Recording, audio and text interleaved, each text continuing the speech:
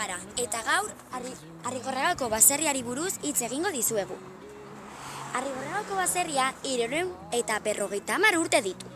Hemen jaio zen lehenengo jokalaria atletikoa, Arrigorriagakoa.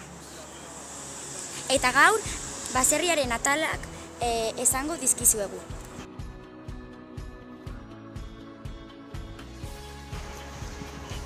Hau teilatu bat da, eta teilaz eginda da. Teilak teilatuak egiteko materiala da.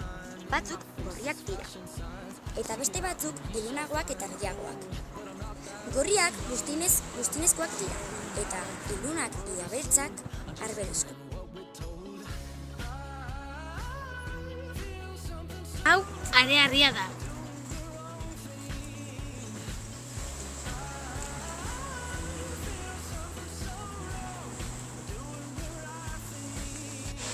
Hareharria harri sedimentarioa da. Harriz osatutako arroka da.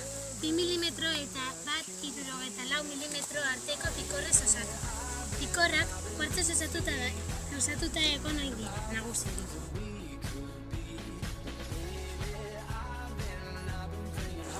Hau leiho bat da. Ikusten duzuenez, leihoaren inguruan zura da.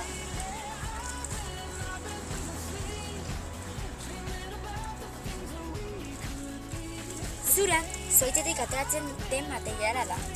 Kazak, mailak, aurkiak egiteko erabiltzen da. Kaza hauetan, kolore berdeaz margostu dute zura.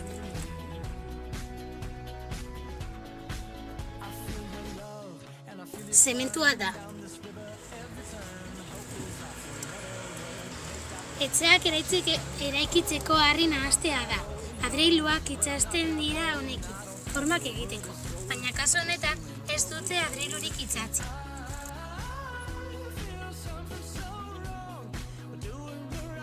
Adreiluak dira.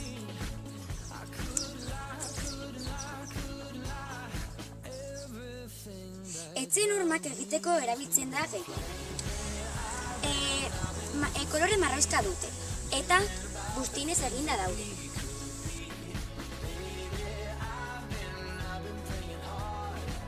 Hareharria da.